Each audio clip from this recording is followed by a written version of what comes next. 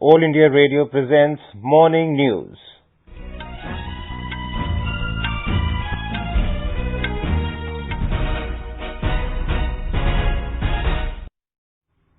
Good morning. I'm Naresh Mago and with me is Subhadra Ramachandran.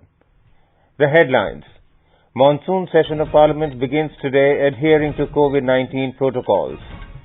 Election Commission team to visit Bihar to review preparations for upcoming assembly polls. Delhi government allows gyms and yoga centers to open from today. Hindi Divas is being observed across the country. Japan's ruling Liberal Democratic Party to elect its new leader to succeed Prime Minister Shinzo Abe. And in US Open tennis, Dominic Thiem beats Alexander Zverev to win the men's singles title.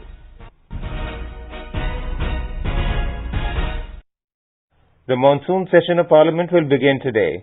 In view of the COVID-19 pandemic, the session will be held in two shifts, 9 a.m. to 1 p.m. and 3 p.m. to 7 p.m. Except today, Rajya Sabha will sit in the morning shift and Lok Sabha will sit in the evening shift. The session will take up 47 items during its 18 sittings till 1st October. It will take up 11 bills to replace the ordinances. These include the Farmers' Produce Trade and Commerce Promotion and Facilitation Bill 2020, the Indian Medicine Central Council Amendment Bill 2020, the Essential Commodities Amendment Bill 2020, the Banking Regulation Amendment Bill 2020, the Epidemic Diseases Amendment Bill 2020, and the Salary and Allowances of Ministers Amendment Bill 2020. Some other new bills are also likely to be introduced for consideration and passage during this session. These include the Factoring Regulation Amendment Bill 2020, the Pension Fund Regulatory and Development Authority Amendment Bill 2020, the National Commission for Allied and Healthcare Professionals Bill 2020, the Government of National Capital Territory of Delhi Amendment Bill 2020, the Foreign Contribution Regulation Amendment Bill 2020, the Juvenile Justice Care and Protection of Children Amendment Bill 2020, and the Jammu and Kashmir Official Language Bill 2020. A report. Parliament is fully prepared for the 18-day monsoon session beginning from today. This will be the first Parliament session being held amid the COVID-19 pandemic. All safety measures have been taken to conduct the session as per guidelines issued for COVID-19. Entry in the premises will be allowed only on production of a COVID-19 negative report. The session will see other measures like seating MPs in a staggered way in chambers of both houses, as well as galleries to maintain physical distancing norms and introduction of mobile app for registering of MPs attendance. There will be no question hour and private members' bill will not be taken up in the upcoming session. The 0 hour will be there and the unstarred questions will be laid on the table. With Dipendra Kumar, Suparna Sekhya, AIR News, Delhi. The day-long session of the Delhi Assembly will be held today. Various safety measures have been put in place for the session, including setting up of a COVID-19 testing facility at the Assembly for the Assembly staff and legislators before the session. The session will begin at 2 p.m. According to the list of business, Deputy Chief Minister Manish Sisodia will table papers, including a report of Delhi Technological University for 2018-19. Mr. Sisodia will also introduce the Delhi Goods and Services Tax Amendment Bill 2020 in the House. Power Minister Satyendra Jain will table the annual report of the Delhi Electricity Regulatory Commission for 2017-18. A 3-day-long session of Tamil Nadu Assembly will begin this morning in Chennai. For maintaining social distancing, the venue has been shifted from Fort St. George to the spacious Kalaivanar Hall. Total COVID-19 infection in the state has crossed 500,000 mark yesterday. 5,693 new cases took the tally to over 5.02 lakh. However, the active case load in the state remains at a little over 47,000. The recoveries have exceeded 4.47 lakh. A report.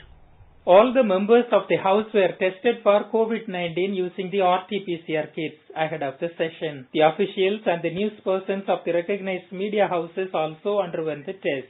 They revealed that 3 of the ruling AIADMK legislators and a few officials are positive for the infection. The opposition is set to raise several issues like the COVID-19 management, the NEET exam, the national education policy and a host of other matters. The House on the first day today would pass resolutions expressing condolences over the demise of sitting MLA J. Anbalagan, MP H. Vasantakumar and former President Pranab Mukherjee before adjourning for the day. During the next 2 days, government businesses are expected to be taken up after question hour. Several bills are also expected to be introduced and passed, including the first supplementary budget. Jai Singh, AR News, Chennai.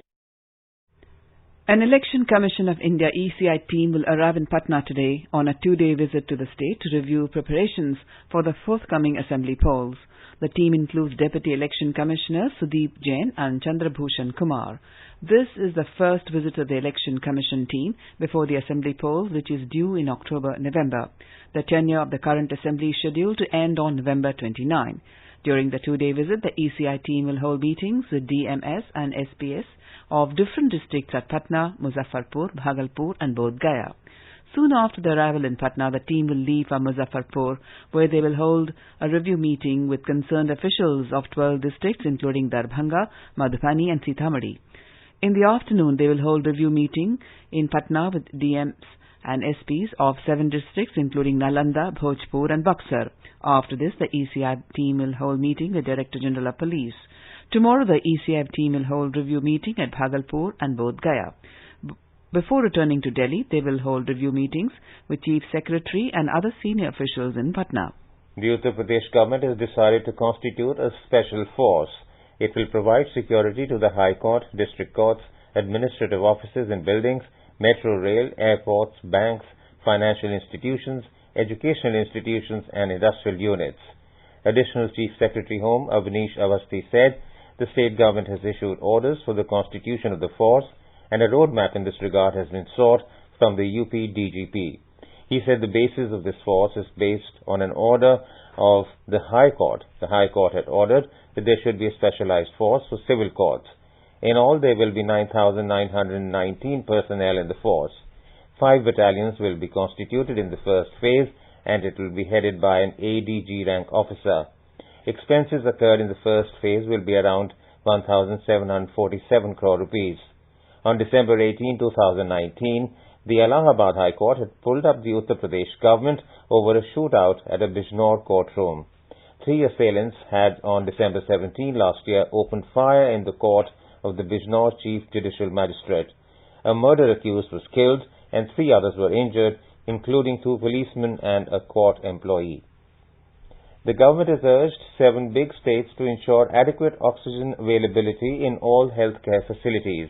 These states are Maharashtra, Andhra Pradesh, Karnataka, Telangana, Gujarat, Rajasthan and Madhya Pradesh. The Health Ministry held a virtual meeting in this regard yesterday. The aim of the meeting was to ensure adequate oxygen availability in all healthcare facilities in these states and unrestricted intra as well as interstate movement of oxygen. Several senior officials participated in the meeting. The states were specifically advised to ensure hospital-wise oxygen inventory management and advanced planning for timely replenishment so that there is no stock out. They have been also asked to ensure that no restriction is imposed on the movement of medical oxygen between states and union territories. States have been advised to ensure timely payment of the due bills to the manufacturers and suppliers to maintain an uninterrupted supply of oxygen. They have also been asked to improve power supply infrastructure and ensure uninterrupted supply to oxygen manufacturing units. Clinical trials of COVID-19 vaccine being developed by AstraZeneca and Oxford University have resumed in the United Kingdom after a brief safety pause. The trials resumed after the Medicines Health Regulatory Authority confirmed that the trials are safe. AstraZeneca had paused its trials on Tuesday after observing a single event of an unexplained illness that occurred in the UK Phase 3 trial.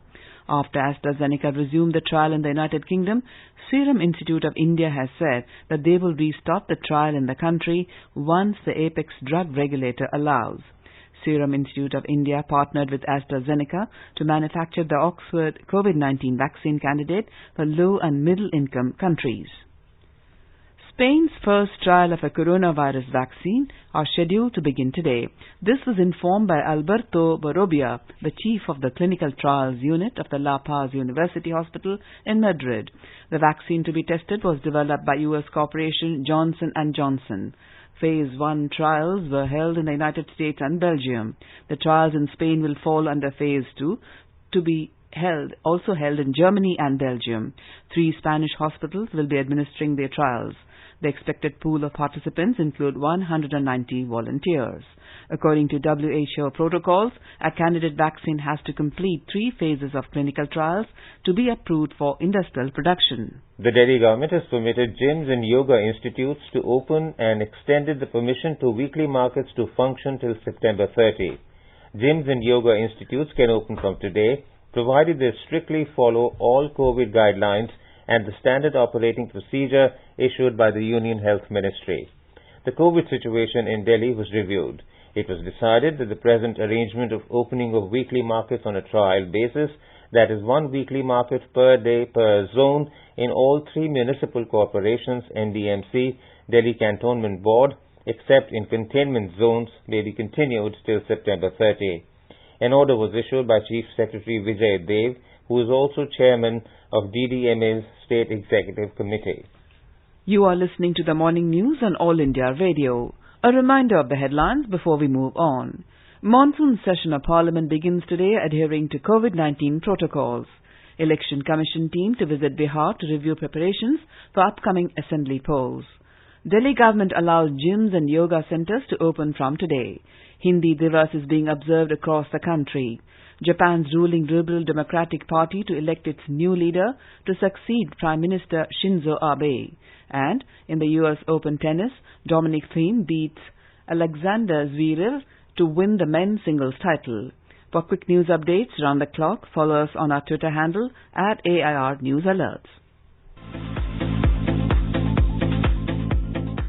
All India Radio presents World News. News and views from across the globe.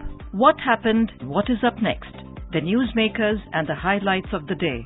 Every day at 10:20 p.m. in the night. On 100.1 FM, All India Radio.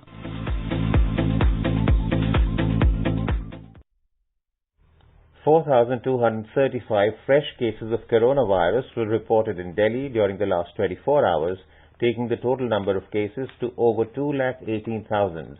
The Delhi government has said that over 184,000 people affected with coronavirus have been cured so far.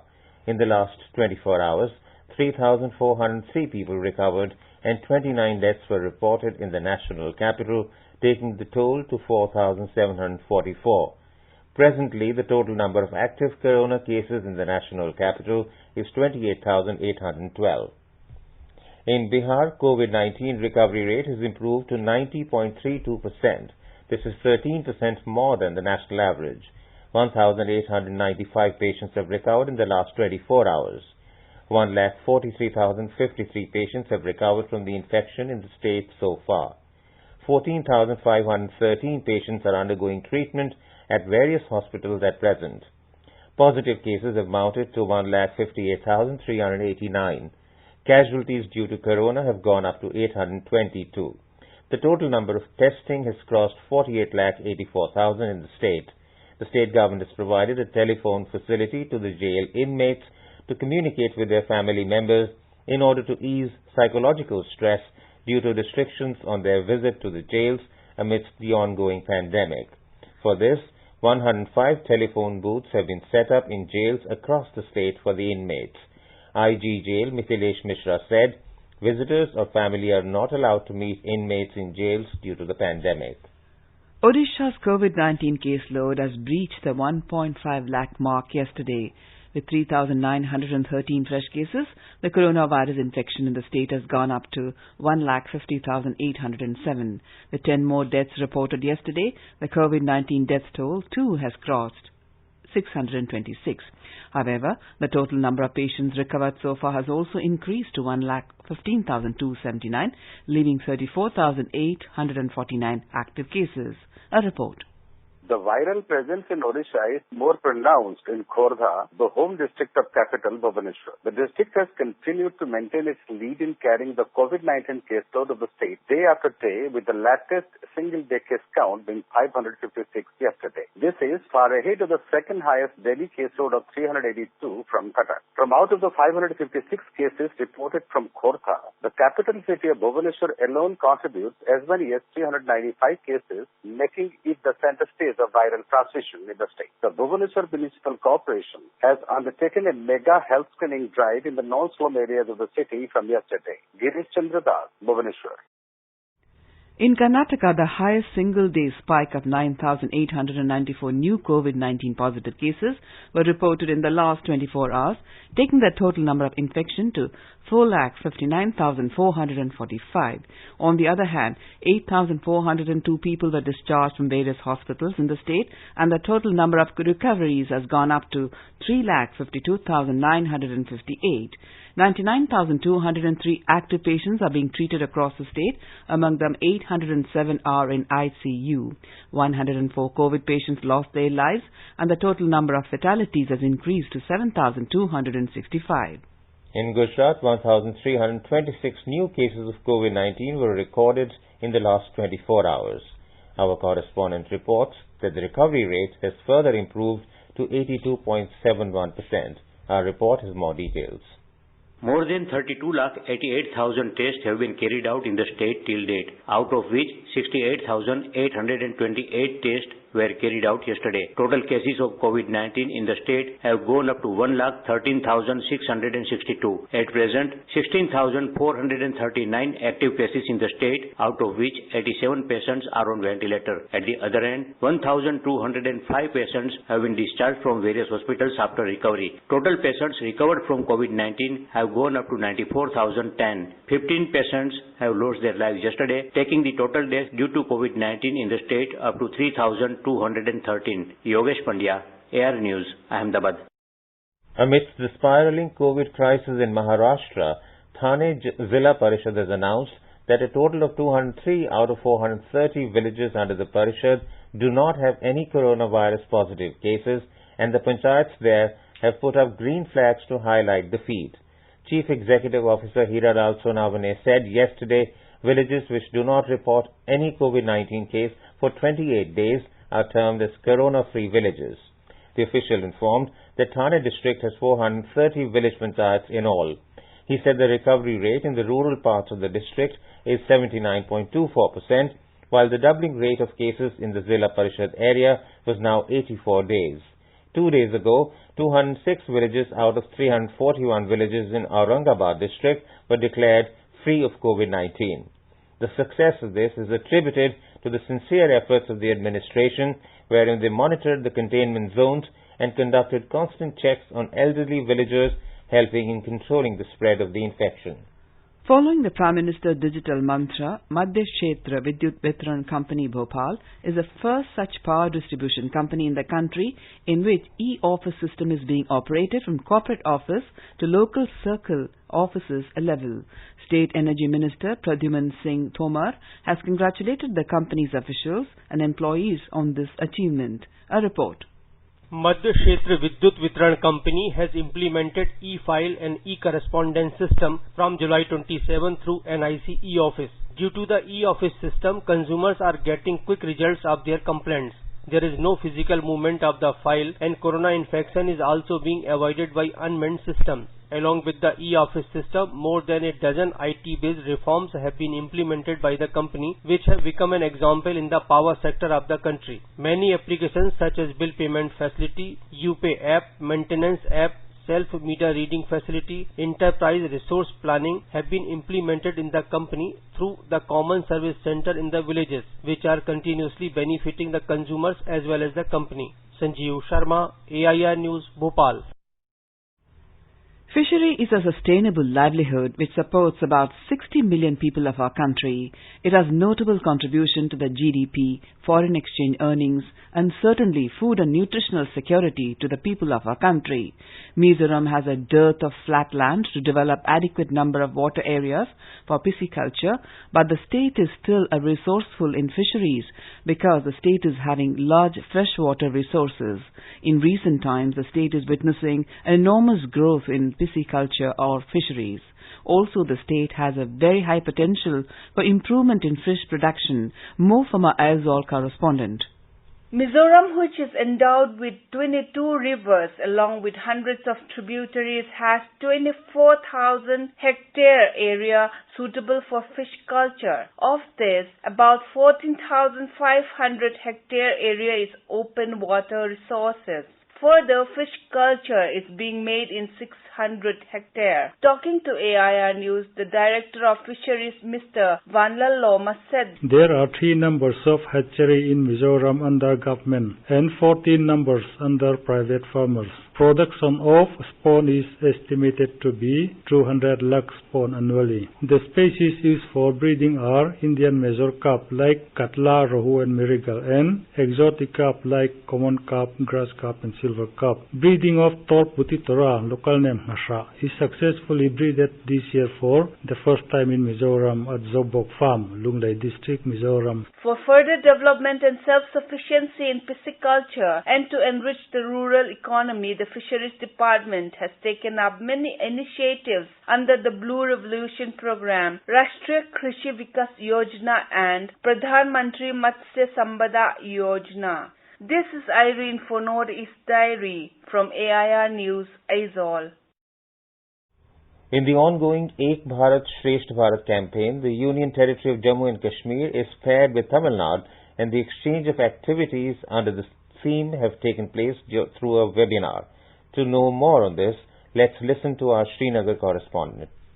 A webinar under Ek Bharat Shresth Bharat was organized by Institute of Hotel Management, Srinagar on 31st of August with Chennai Institute through Google Meet. Chef Mohammad Yasin Reshi gave an introduction and awareness sessions on Kashmiri cuisine and culture. He informed the participants as to how the Kashmiri non-vegetarian food like Kashmiri Wazwan is prepared on special occasions in Kashmir like marriage ceremonies, which include tabak maz, goshtaba, rogan josh, sherista and kebab. He also threw light on the vegetarian dishes such as dam aloo, nadru yakhni, paneer pulao, manchak and ledr salmon made out of cheese that is prepared in creamy gravy based on turmeric. Besides, it was informed by Mohammad Yasin as to how Kashmiri kahwa prepared with walnuts or almonds and saffron is prepared. It has become a custom with Kashmiri culture to serve this tea at religious places, festivals and at marriages. It is also called as Mughal chai by Kashmiri Pandits. The Chennai-based participants were thrilled to get the information of the Kashmiri cuisine and desired that such programs under Ek Bharat Shresth Bharat should continue in future as well. This is Sunil Kohl for AR News from Srinagar. Union Minister of Youth Affairs and Sports, Kiran Rijiju, will lay foundation stone for various sports facilities in Leh today. The minister will lay foundation for a synthetic track and AstroTurf for football in Leh at an open stadium and for a gymnasium hall in NDS Indoor Stadium in Leh. More from our correspondent.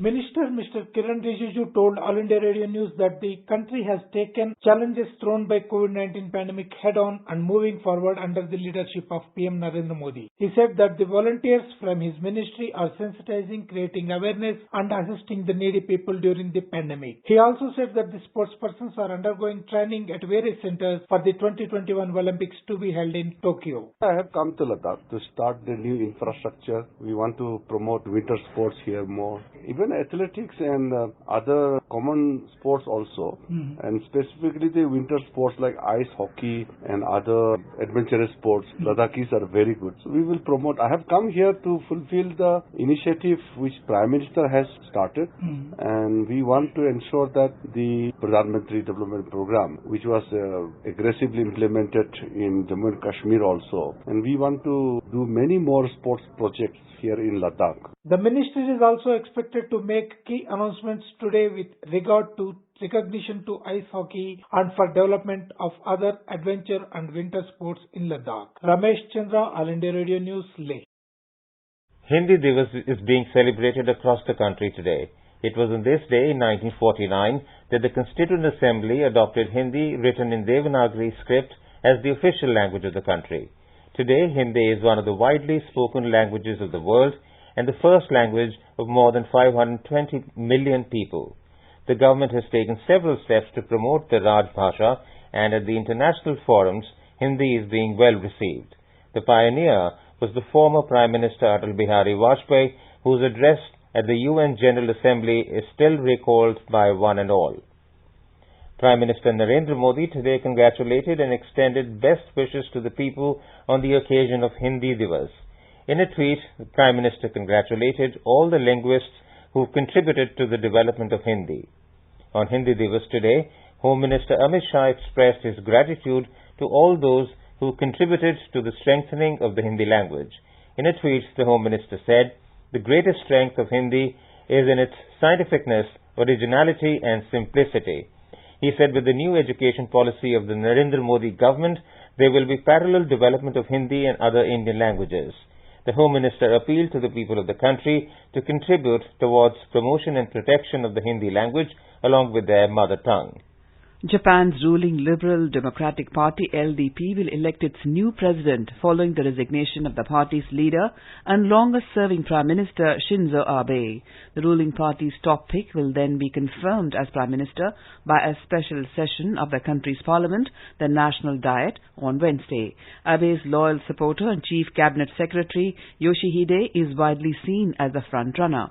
The list of election hopefuls also includes former Defense Minister Shigeru Ishiba and former Foreign Minister Fumio Kishida. Dominic Thiem produced a historic comeback to beat Alexander Zverev in a nervy five-setter and win the US Open last night. The second-seeded Austrian beat the fifth seed 2-6, 4-6, 6-4, 6-3, 7-6 at Arthur Ashe Stadium in New York.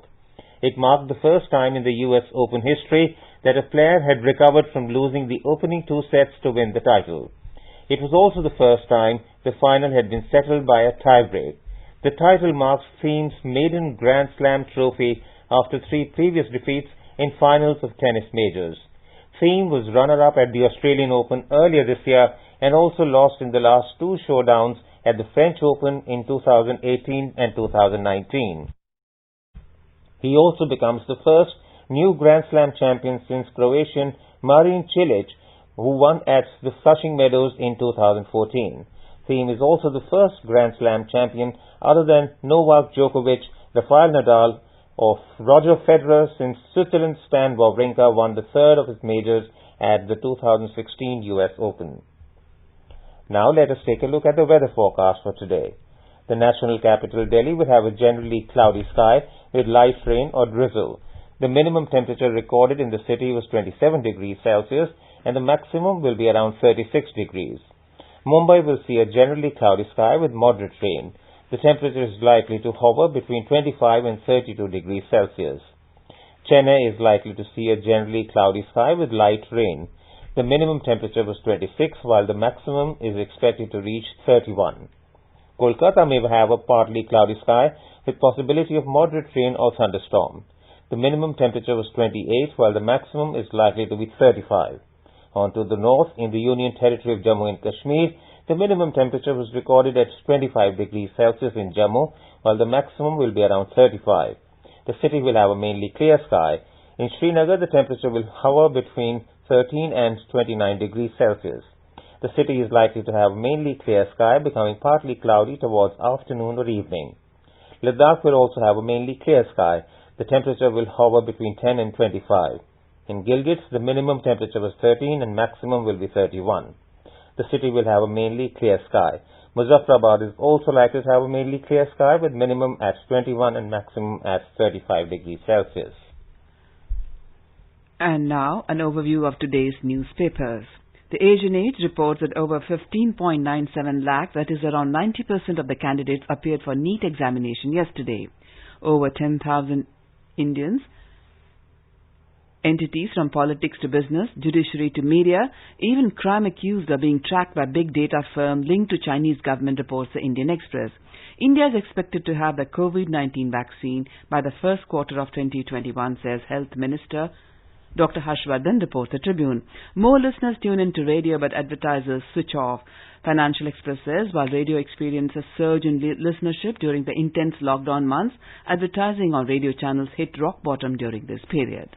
And now, before we end the bulletin, the headlines once again. Monsoon session of Parliament begins today adhering to COVID-19 protocols. Election Commission team to visit Bihar to review preparations for the upcoming assembly polls. Delhi government allows gyms and yoga centers to open from today. Hindi Divas is being observed across the country. Japan's ruling Liberal Democratic Party to elect its new leader to succeed Prime Minister Shinzo Abe. And in US Open tennis, Dominic Thiem beats Alexander Zverev to win the men's singles title. And with that, we end the morning news. Have a nice day.